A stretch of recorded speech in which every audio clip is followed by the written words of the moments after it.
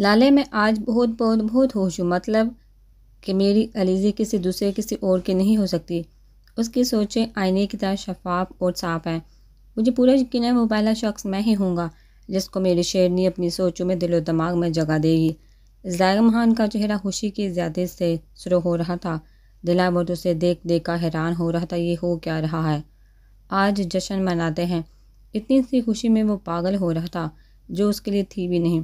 اگر علیزے کو پتہ ہوتا کہ وہ اس کے پل پل کی خبر رکھتا ہے تو وہ کب کی اسے جتانے کے لیے احتشام سے منگنی کر لیتی، پھر بعد میں احتشام سے بھی جان چھڑوا لیتی۔ دلاور بہت دل کر رہا ہے اس کی آواز سننے کا، اب مجھ سے برداشت نہیں ہوا۔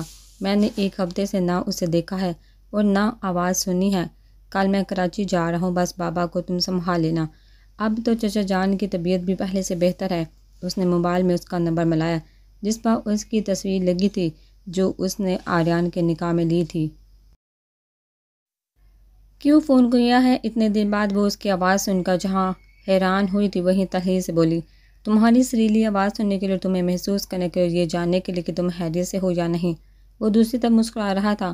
اس کی آواز سن کر وہ فریش ہو اٹھا تھا، ساری بے کسل مندی دور ہو گئی تھی کہ قریب بیٹھے دلاور نے اس کا روشن چہرہ ایک پل کو دیکھا اور حیران ہوا کہ لڑکی نے کیسے اس کے ناقابل تصحیح دوست کو اپنی محبت میں پاگل دیوانہ بنا رکھا ہے۔ میری خیریت پوچھنے والے تم کون ہوتے ہو؟ کیا رشتہ یا تعلق ہے تم سے میرا؟ وہ ہتھے سے اکھڑ گئی تھی۔ اس کی وجہ سے وہ بار بار بدنام ہو رہی تھی اور یہ شخص اس کی جان ہی نہیں چھوڑ رہا تھا۔ تم ہر وقت غصے میں کیوں رہتی ہو؟ کبھی پیار محبت سے بھی بات کر لیا کرو، اور رشتہ تو ہمارے درمیان پاکیزہ محبت کا ہے جس سے تم اچھی طرح سے واقف ہو۔ اس کی ساری خوشی ایک پل میں غائب ہوئی تھی۔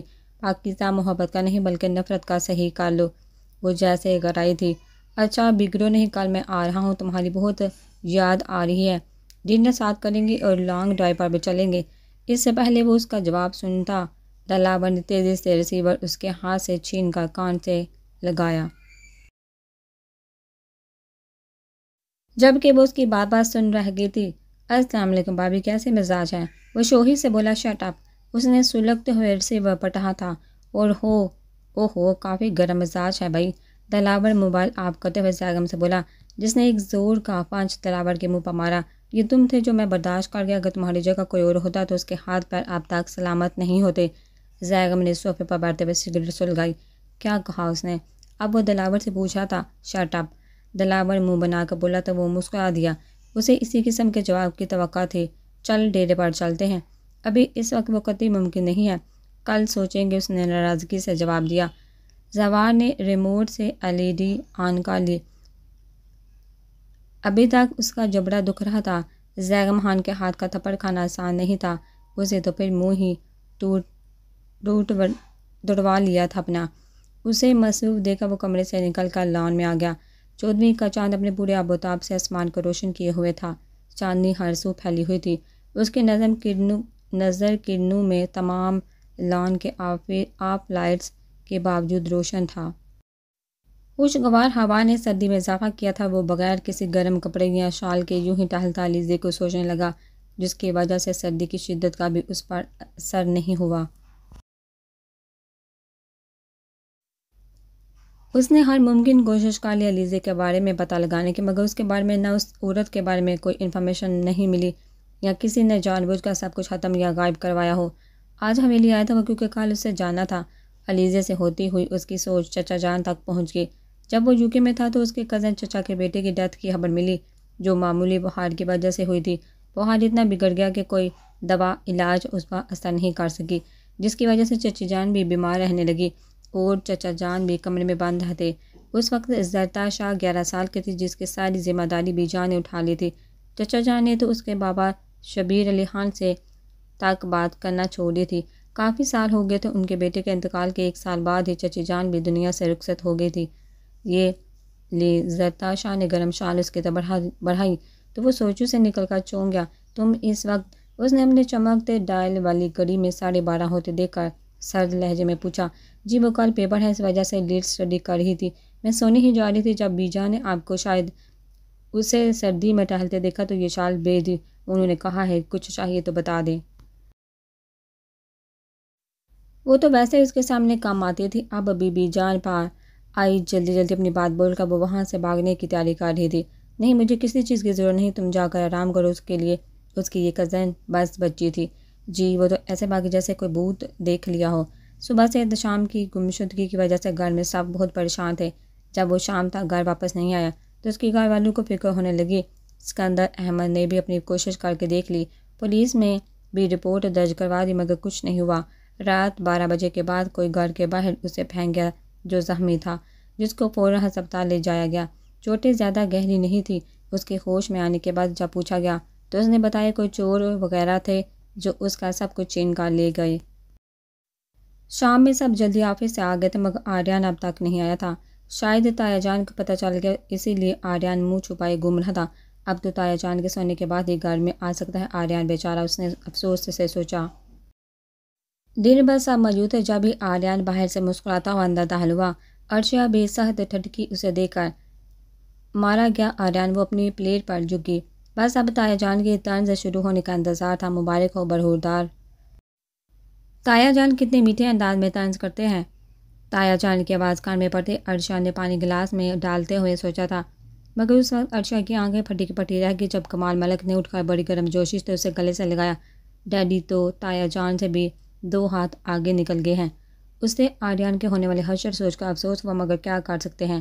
دل خوش کر دیا تم نے، کمال ملک نے خوشی سے اس کا شانہ تھپتھپایا۔ ان کے لہجے سے خوشی جھلک رہی تھی۔ اب کی بار عرشیا ٹھٹکا انہیں دیکھنے لگی۔ میں نے تو پہلے ہی کہا تھا یہ ڈیل ہماری ہی ہوگی، وہ بڑے کانفیڈنٹ سے بول کر ہنسا تھا۔ عرشیا کے عین سامنے آ کر بیٹھا تھا اور عرشیا کی طرف شرارت سے دیکھا آنکھ وینگی تھی۔ اور ہاں آریان، ساری ڈیٹیل تم نے سیو کر لی ہے نا؟ زوال بھائی یاد دلایا۔ جی بھائی، لیپ ٹاپ میں ہی تھی، اب بھی اسی میں ہی سیو ہے، آپ فکر نہ کریں۔ وہ مسلسل عرشیا کی طرف دیکھ کر بول رہا تھا، انداز کچھ جتانے والا تھا۔ اور عرشیا کے کانوں سے دھواں نکلنے لگا۔ وہ بیوقوف بنا گئی اسے تو اب تک یقین ہی نہیں آ رہا تھا، شاید یہ ایک خواب ہی ہو۔ اس نے اپنی چٹکی کاٹی تو وہ درد سے اچھل گئی، حقیقت تھی جو بہت بھیانک تھی۔ بہت مبارک ہو آریان، تائی جان، چچی، بابے سب اس کو مبارکباد دے رہے تھے۔ Thank you beautiful ladies, Aryan نے خوشی سے جواب دیا۔ عرشیا سانس کرتے دماغ سے سارا معاملہ سمجھنے کی کوشش کر رہی تھی۔ اس نے صرف فائل کھول کر ایک نظر دیکھی تھی، اس میں کیا لکھا ہے کیا بنا ہے وہ چیک کرنے کی عرشیا نے ضرورت محسوس نہیں کی تھی۔ جانی کمرے والا سین سوچی سمجھی پلاننگ تھی۔ اس کا دماغ سنسنا گیا، دل چاہا گرم گرم سالن اس کے ہنسے ہوئے چہرے پر پھینک دے۔ کمینہ، غصہ، گنا میسنا، کتنی آسانی سے اسے بیوقوف بنا کر آرام سے بیٹھا سب کی تعریفیں سن رہا ہے، بلکہ جان بوجھ کر تیز آواز میں اسے سنا بھی رہا ہے۔ بھابھی اب اس سے ٹریٹ مانگ رہی تھی۔ تم بھی تو آریان کو مبارکباد دو نا۔ انہوں نے گمسم پلیٹ پر نظر جمائے بیٹھی عرشیا کو ٹوکا اور وہ اپنا غصہ ضبط کرتے ہوئے دانتوں تلے لب دبا کر اب آریان کو دیکھنے لگی، جو اب دونوں کوہنیاں ٹیبل پر ٹکا کر ہاتھوں کے پیالے میں چہرہ رکھے بڑی فرما برداری سے اسے دیکھنے لگا، جیسے اس نے کچھ کیا ہی نہ ہو۔ غصہ تو اس سے پہلے ہی آ رہا تھا، اب مارے تیش کے رونا بھی آنے لگا۔ کسی کمینے نے فائدہ اٹھایا تھا کمرے میں، سوچ کر اس کا چہرہ تپنے لگا۔ وہ اٹھی اور سر چہرہ لی وہاں سے جانے لگی، جب ہی چچی جان نے اسے ڈانٹ کر واپس بٹھا دیا۔ عرشی، ٹھیک سے کھانا کھا اور پھر سب کے لیے چائے بنانا، کوئی ضرورت نہیں کمرے میں جا کر بند ہونے کی۔ ہاں بیٹا، دیکھو خوشی کا موقع ہے، سب کے ساتھ بیٹھ کر انجوائے کرو، تایا جان نے بھی اسے پیار سے سمجھایا۔ عرشیہ تو سب سے زیادہ خوش ہے میری کامیابی سے، جب بھی خوشی کے مارے الفاظ گم ہو گئے ہیں۔ وہ مسلسل اس کا ضبط آزما رہا تھا۔ ابھی گرینڈ فنکشن ہوگا، جس کو انوائٹ کرنا ہے، اوپن آفر ہے۔ آخر اس گھر کے سب سے چھوٹے اور لاڈلی بیٹے کی بزنس میں پہلی کامیابی ہے۔ زوال بھائی نے چھوٹے بھائی کی خوشی کو بڑھایا تو وہ اٹھ کر ان سے لپٹ گیا۔ آریان، تم ہمیں تو ٹریٹ دے دو، بابی نے اسے کہا۔ صبح سے آفس میں یہی کام کر رہا تھا، جب ہی لیٹ گھر آیا حبیسو نے جیب میں پھٹی کوڑی تک نہیں چھوڑی۔ اب تو یہ کرو، سب کے آپس میں چندہ کر کے مل بانٹ کر کھا لو، اس نے ہری جھنڈی دکھائی۔ یہ اچھی رہی، باہر جیبیں خالی کروائی اور جنہوں نے اتنی دعائیں کی ان کو صرف مٹھائی پر ٹرہا دیا۔ بھابھی ہبکی سے بولی، اور اس کی بہن بھی تھی جو اکلوتی ہونے کی وجہ سے بچپن سے ہی عرشیا اور آریان کو اپنا بھائی بہن مانتی تھی۔ زوال نے تو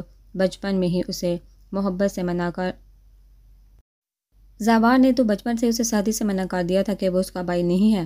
ارے آپ صاحب نے کیا کیا، اصل کام تو اپنی عرشی نے کیا، وہ زور سے بولا تو چائے سرو کر دی۔ عرشیا چونکوں سے دیکھنے لگی۔ میں نے کیا کیا ہے، وہ پھاڑ کھانے والے انداز میں بولی۔ سمجھ تو وہ گئی تھی کس کام کی بات کر رہا ہے، وہ تو اس وقت کو لعنت بھیجی تھی جب اس کے کمرے میں گئی تھی۔ یہ پوچھو کہ تم نے کیا نہیں کیا؟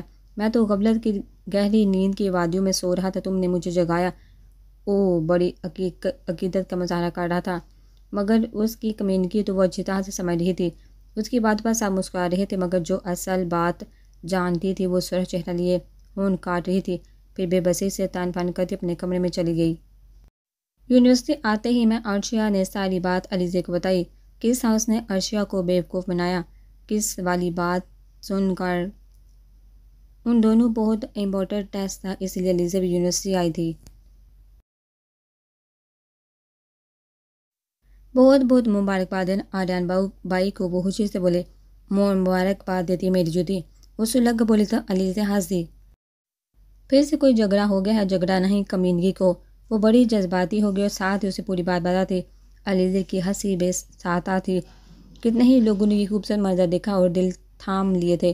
علیزے پوری یونیورسٹی میں بلو آئز باربی ڈال کے نام سے مشہور تھی، مگر علیزے کے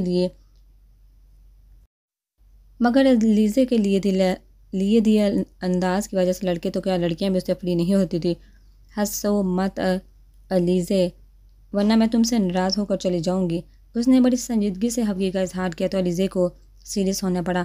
اچھا یہ بتاؤ آج آ رہی ہو نا شفا کے نکاح پر؟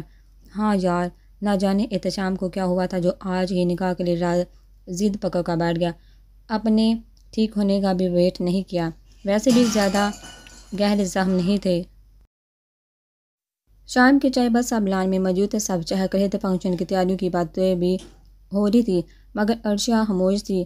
آریان کو جتانے کے لیے کس نے اس کی کامیابی سے اسے کوئی فرق نہیں پڑتا۔ فنکشن میں 4 دن رہ گئے، سب کو انویٹیشن بھجوائے ہیں یا نہیں؟ کمال ملک نے حوریہ سے پوچھا تو انہوں نے اس بات میں سر ہلایا۔ سب بڑے ایک طرف، عرشیہ آریان بابی ان سے تھوڑے فاصلے پر بیٹھے تھے۔ فائدہ تو تب ہے جب عرشی کے سب فرینڈز بھی آئیں۔ آریان شرارت سے اسے چڑھانے کے لیے بابی سے بولا۔ ایسے چپ چاپ عرشیہ اسے برداشت نہیں ہو رہی تھی۔ عرشیہ جو کل سے ضبط کرتی اگر آئی، تمہیں کیا میں بلاؤں یا نہ بلاؤں؟ اسے عرشیہ کا موڈ دیکھا بہت خوشی ہوئی، پھر ذرا آگے جھک کر رازداری سے بولا۔ بابی تائی جان کے بلانے پر ان کی بات سننے چلی گئی تھی۔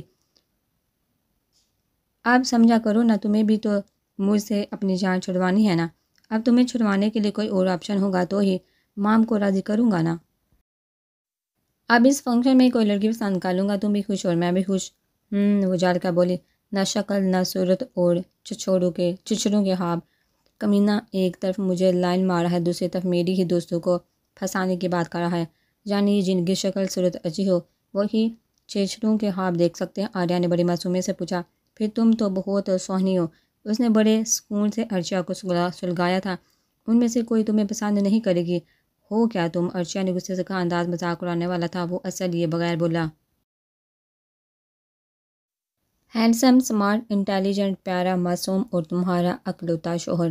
عرشیہ کی برداشت ختم ہوئی تو وہ چیخ کر بولی، میں صرف تاجان کی وجہ سے تمہیں برداشت کرتی ہوں، ورنہ میں تمہیں مزہ چکھا دوں۔ ہائے کب وہ جیسے مزہ چکھنے کو بےتاب ہوا تھا۔ عرشیہ مٹھیاں بیچ کر اس کے گلا گھونٹنے کی خواہش کو دل میں دبائے واک آؤٹ کر گئی۔ اس کے جاتے ہی آریہ دونوں ہاتھوں میں سر کے نیچے رکھے گاز پر ہی نیم دراز ہو گیا۔ اب سکون جو مل گیا تھا اسے تنگ کر کے، جو ہر بار اسے بے بس کر کے مزہ لیتی تھی، اب اس کی باری ہے۔ کیسی لگ رہی ہوں میں؟ اسکن کلر کی میکسی میں سر پر کامداری باری دوپٹہ سٹ کے میک اپ اور نازک جولی میں بہت پیاری لگ رہی تھی۔ یہ سب علیزے کے کمرے میں موجود تھی، کیونکہ نیچے والے رومز میں سب مہمان ٹھہرے ہوئے تھے۔ ایک دم چڑیل احتشام بائی دیکھتے ہی چیخ مار کر بھاگ جائیں گے۔ تحریم کھلکھلائی، بہت خوبصورت اور زبردست لگ رہی ہو۔ شفا کے دوست عروج بولی، سو بیوٹیفل۔ علیزے نے ستائشی نظروں سے دیکھتے ہوئے کہا تو شفا مسکرا دی۔ اس کی یہ کزن اسے سب سے زیادہ پیاری تھی۔ مجھے پہلے ہی پتہ تھا یہ اپنی منگنی میں ہونے والا واقعہ بتا رہی ہے۔ شفا نے تحریم سے بتا چکایا، تحریم کی بھی منگنی ہوئی تھی لندن میں اپنے ماموں کے بیٹے کے ساتھ 3 سال پہلے۔ جی نہیں، سین تو اب ہو، جب احتشام بائی کی نظر تم پر پڑے گی تو وہ قبول ہے بولنے کے بجائے لا حول بول دیں گے۔ تحریم نے ہنستے ہوئے بالوں کے ایک ہاتھ سے پیچھے کرتے ہوئے کہا، جو پنک کلر کی میکسی میں بہت پیاری لگ رہی تھی۔ جی نہیں، وہ مجھے دیکھیں گے اور کہیں گے آپ آئی بہار آئی۔ شفا نے ڈائلاگ مارا۔ شفا آج کی دلہن تھی مگر شرمحا کا نام و نشان نہیں تھا، نہ ایک جگہ ٹک کر بیٹھی تھی نہ چپ ہو رہی تھی۔ خوش فہمیاں، تحریم نے اسے چڑھاتے ہوئے کہا اور علیزے کی زبردی جو موبائل میں نمبر ڈال کر رہی تھی۔ عرشیہ کو کب سے کال کر رہی تھی مگر لگ نہیں رہا تھا۔ علیزے تم نے ان کو بلوایا؟ ان کو کن کو؟ وہ موبائل کان سے لگا کر اس کی طرف دیکھا، بولی۔ وائٹ ہلکے کامدار پیروں تک آتی گے دار فراق میں لائٹ میک اپ ہلکے سے جوڑی کے ساتھ اس کی شہزادیوں سے شان ہی نرالی تھی۔ وائٹ کلر میں تو وہ کوئی پری لگ رہی تھی، ایسا لگتا تھا کہ ہر کلر بننا ہی اس کے لیے ہے، اور پاکستانی ڈریسز میں تو وہ کسی اور ہی جہان کی مخلوق لگتی تھی۔ وہی جو اس دن گیٹ پر اندر آنے کی اجازت مانگ رہے تھے۔ اس کے شریر لہجے پر علیزے نے تیکھی نظر سے اس کو دیکھا۔ سوری بابا، وہ کس سے آئی اور پلٹ کر شفا کے برابر جا کھڑی جو گلاس وال سے پردے ہٹائے مہمانوں کو چیک کر رہی تھی۔ نصرت بیگم نے نزاہت بیگم کو اس دن والی بات سے آگاہ کیا تھا اور ان سے تحریم کو پتہ چلا۔ وہ خود بھی چاہتی تھی کہ ان کی یہ پیاری سے نازک سے حسین سی کزن کسی نائس اور شاندار بندے کا ساتھ قبول کرے۔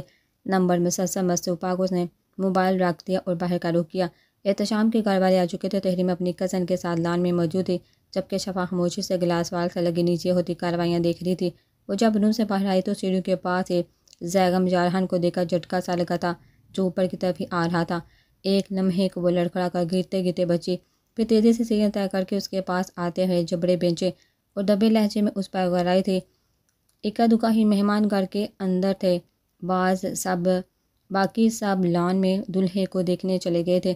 نکاح کا سارا انتظام لان میں ہی کیا گیا تھا۔ تمہاری یہ ہمت!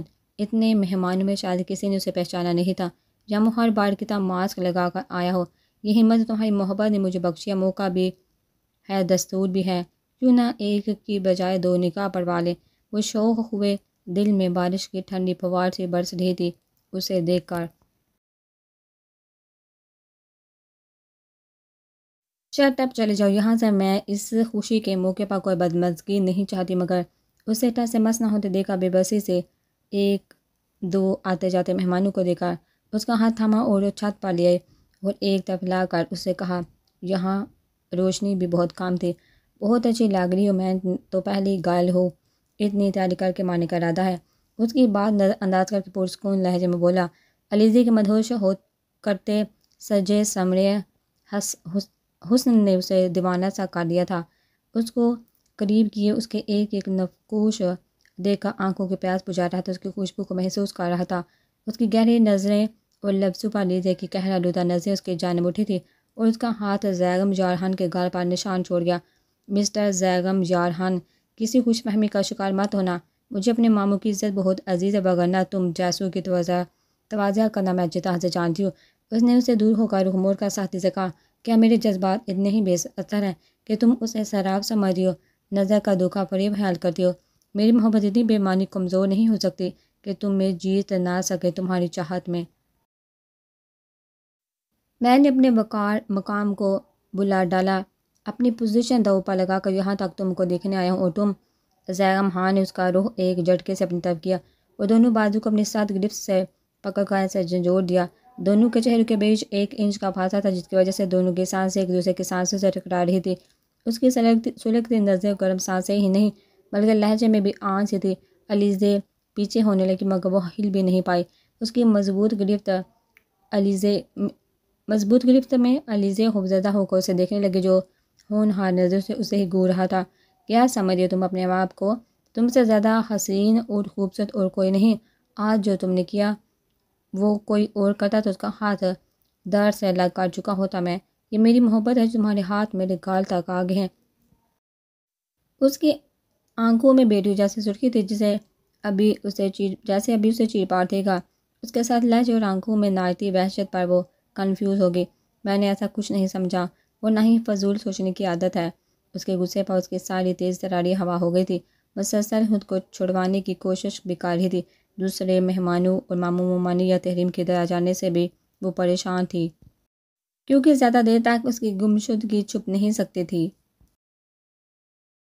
سنو علیزے، تیمور علی پہلے تو میری محبت اور چاہت تھی مگر اب ضد ہو۔ اس کے کمر پکڑ کر جھٹکے سے اسے اپنے قریب کرتے ہوئے اس کی آنکھوں میں جھانکا بولا، ایک ہاتھ سے اس کے ہونٹوں پر لگی لپسٹک کو مٹایا۔ علیزے اس کی سخت گرفت میں پھڑ پھڑا کر رہ گئی، ایک جھٹکے سے اسے چھوڑ کر سیڑھیوں کی طرف بڑھ گیا۔ اس کے جاتے ہی کتنی دیر تک وہ اپنے حواس درست کرتی رہی، پھر بھی چہرہ کی سانسوں کی گرمی سے ابھی تک تپا ہوا محسوس ہو رہا تھا۔ اس نے جلدی سے روم میں آ کر اپنا فیس ٹھیک کیا اور باہر آئی۔ اگر یہ ضد ہے تو تم اپنی اس خواہش کو کبھی پورا نہیں کر سکو گے۔ نیچے لان میں مہمانوں کے قریب آتے ہوئے وہ نفرت سے سوچ رہی تھی، کہاں رہ گئی تھی الیزے؟ تحریم نے حیرانگی سے پوچھا۔ یہی تھی لاؤنج میں، وہ بامشکل سنبھل کر بولی۔ اوہ، تبھی تم فرحین کو نہیں ملی، میں نے اسے تمہیں دیکھنے بھیجا تھا۔ تحریم اسے بتا رہی تھی اور الیزے شکر ادا کر رہی تھی کہ لاؤنج دوسری طرف ہونے کی وجہ سے اس کا برہم رہ گیا۔ ارے واہ، یہ کون لایا ہے؟ اس نے فریج میں رکھی رس ملائی دیکھ کر کام کرتی بابی سے پوچھا۔ ارے ہاتھ نہیں لگانا، یہ آریان لایا ہے اپنے دوستوں کے لیے، اس نے سختی سے منع کیا ہے۔ بہت خاص دوست ہے شاید جو وہ صبح سے تیاری کر رہا ہے، بتا رہا تھا بچپن کے دوست ہیں، ابھی کچھ دن کے لیے پاکستان آئے ہیں۔ اوہ چلیے ٹھیک ہے، میں جا رہی ہوں سونے۔ کمرے میں آ کر عرشیہ خوشی سے بنگڑے ڈالنے لگی۔ آریان کے بچے اب بچ کے دکھاؤ مجھ سے۔ عرشیہ ڈرائنگ روم میں آئی جو گھر کے بیک سائڈ پر بنا ہوا تھا، جس میں آریان جم کے لیے بھی یوز کرتا تھا اور اپنے دوستوں کو بھی یہیں بلوا لیا کرتا تھا۔ اس نے اپنی بہت سی تصویریں بھی لگائی ہوئی تھی جس میں وہ کافی ہینڈسم لگ رہا تھا۔ آج تو کمرہ لشکارے مار رہا ہے آریان بابو، لیکن ایک کمی ہے۔ اس نے پورے کمرے کا جائزہ لیا، پھر گال پر انگلی رکھ کر پرسوچ انداز میں بولی۔ اس نے اماں بھی کے بیٹے سے اپنی مطلوبہ چیزیں منگوائی، کام کرنے لگی۔ 1 گھنٹے میں اس کا کام ختم ہو گیا۔ چلو یہ کام تو ہو گیا، اب دوسرا بھی کروا لو۔ 4 بجنے میں ابھی آدھا گھنٹہ رہ گیا تھا جب وہ چپکے سے کچن میں آئی، فریج میں سے رس ملائی نکالی اور اپنے کمرے میں لے کر آئی۔ اس کو میں ہاتھ تھوڑی لگاؤں گی، اسے تو میں مزے سے کھاؤں گی۔ جتنی کھائے گی اس نے کھائے، پھر اس میں پلاسٹک آپ پرائز کی چھوٹی چھوٹی گولیاں بنا کر باؤل میں ڈال کر رکھ دی اور محبت سے اپنا کارنامہ دیکھنے لگی جو بالکل ہو بہو ویسے ہی لگ رہے تھے۔ کسی کی نظر نہ لگی، اس نے ڈونگا اٹھا کر بیڈ کے نیچے رکھا۔ اب بس 10 منٹ بعد میری سویٹ ڈش تیار ہے۔ جیسے ہی وہ کچن میں آئی تھی ویسے ہی اپنا کام کر کے واپس چلی گئی، کسی کو کانوں کان خبر بھی نہیں ہوئی تھی۔ شام کو جب مہمان آ گئے تو عرشیہ جا کر آرام سے کمرے میں سو گئے۔ آخر محنت بھی تو بہت کی تھی اس بیچاری نے۔ آریان جیسے اپنے دوستوں کے ساتھ روم میں آیا تو اسے ایسا لگا اپنے روم میں نہیں کسی چڑیا گھر میں آ گیا ہو۔ ہر دیوار پر اس کی 2 تصویریں لگی ہوئی تھی جو اس نے اپنے ہاتھوں سے لگائی تھی، مگر اب اس کے ساتھ بندروں کی پکس بھی شامل تھی جیسے اس کے بہت گہرے دوست ہوں۔ ایک تصویر میں بندریا تھی، لیڈیز ڈریس پہنے، سر پر دوپٹہ اوڑھے، جس کا ذرا سا گھونگھٹ بھی تھا۔ ایسا لگ رہا تھا وہ کوئی دلہا ہے اور ساتھ کھڑی اس کی شرمیلی دلہن۔ کسی میں بندریا اس کے کندھے پر ہاتھ رکھے، دوسرا ہاتھ کمر پر رکھے، سٹائل مارتے ہوئے، ایک میں تو وہ خود بندر کا ڈانس دکھانے والا لگ رہا تھا۔ سر پر سفید کپڑا باندھے، ہاتھ میں بجانے والی ڈگڈگی پکڑے، سامنے بندر ناچ رہا تھا۔ ایک جو سب سے آدھے وال پر تصویر تھی جس میں وہ گھوڑے کی پیٹھ پر ہاتھ پھیر رہا تھا، اس کی جگہ گدھا کھڑا کر دیا اور نیچے بلیک مارکر سے بڑی بڑی ہینڈ رائٹنگ میں لکھا تھا، میرا سونا بیبی، پاپا کی جان۔ آریان کا دماغ گھوم رہا تھا یہ سب دیکھا۔ وہ آگے بڑھا اور بے یقینی سے اپنی ہیبکس کو ہاتھ لگا کر دیکھنے لگا جیسے کسی کی یادداشت چلی جاتی ہے۔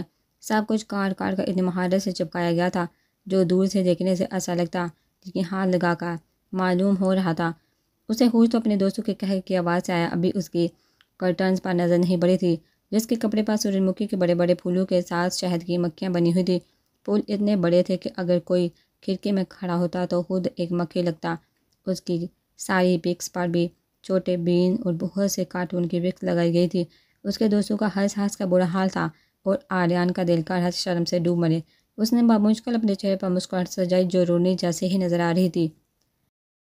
اس کے سارے فرینڈز تو یہ سمجھ رہے تھے اس نے ان سب فن اور انجوائمنٹ کے لیے اور سب کو ہنسانے کے لیے جان بوجھ کر کیا ہے۔ بچپن میں بہت شرارتی تھا آریان، جس کی شرارتوں کو سب فرینڈز انجوائے بھی کرتے تھے۔ ابھی آریان صاحب اسکول سے بیٹھے ہی تھے اتنے بڑے جھٹکے کے بعد جب اس کے ایک دوست نے کہا، ارے یار پردے تو ہٹا دے۔ ان سب کے چہرے پر شرارتی مسکراہٹ تھی۔ ہاں کیوں نہیں، ابھی باقی کے الفاظ اس کے منہ میں رہ گئے۔ آدھا اٹھا ہوا آریان اسی پوزیشن میں رہ گیا، سامنے سورج مکھی کا باغ جو دیکھ لیا تھا بیچارے نے۔ ایک بار پھر سے کہنے کا طوفان اٹھا۔ آریان کا رنگ کبھی پیلا کبھی سفید تو کبھی سرخ ہو رہا تھا۔ میں کھانا لگواتا ہوں، جان بچانے کا بس یہی ایک طریقہ تھا، مگر وہ حق کہاں جانتا تھا، جان تو اب حلق میں آنے والی ہے، فریج میں اس کی موت کا سامان ہے، رس ملائی کی صورت۔ بھابھی ارشیا کہاں اس کا غصہ کنٹرول سے باہر ہو رہا تھا۔ وہ تو دوپہر سے اپنے کمرے میں سو رہی ہے، بیچاری آج بہت تھک گئی، زیادہ ابھی تک نہیں اٹھی۔ ہاں تھک نہ ہی جائے، آپ کی لالی نے محنت بھی تو بہت کی ہے۔ اس نے ایک ایک لفظ چبا چبا کر ادا کیا۔ کیا ہوا، تمہارا موڈ کیوں خراب ہے؟ ابھی تو بڑے خوش صاحب کو اندر لے کر گئے تھے، بھابھی حیران ہو کر اسے سے پوچھ رہی تھی۔ بعد میں بتاؤں گا، بلکہ دکھاؤں گا آپ کی لاڈلی کا کارنامہ، ابھی کھانا لگوا دیں ان کو، بول کر وہ واپس اپنے دوستوں کے پاس آ گیا جو اب اس کی کتابیں دیکھ رہے تھے۔ آریان کا دل چاہا اپنے بال نوچ لے،